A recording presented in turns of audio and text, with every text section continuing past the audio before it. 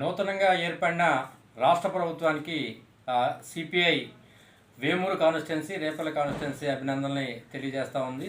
ప్రధానంగా సీఎం చంద్రబాబు నాయుడు గారు మొట్టమొదటి సంతకం ఈ ఏదైతే ల్యాండ్ టైటిలింగ్ యాక్ట్ ఏదైతే ఉందో దాన్ని రద్దు చేసే సంతకం చేశారు.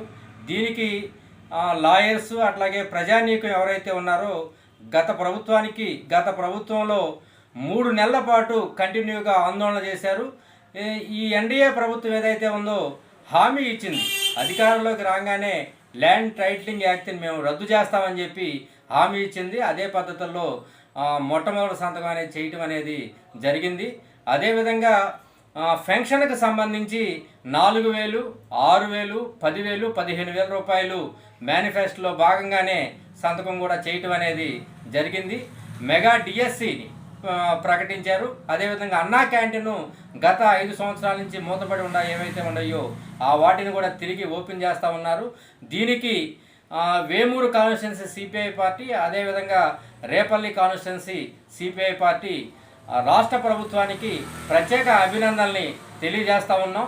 అదేవిధంగా మేనిఫెస్టోలో ఉన్న మిగిలినవి రాజధాని కానీ మిగిలిన అనేకమైనవి ఉన్నాయి, ఆ వాటిని కూడా అమలు చేయడానికి ప్రయత్నం చేయాలని చెప్పి విజ్ఞప్తి చేస్తూ ఉన్నాం.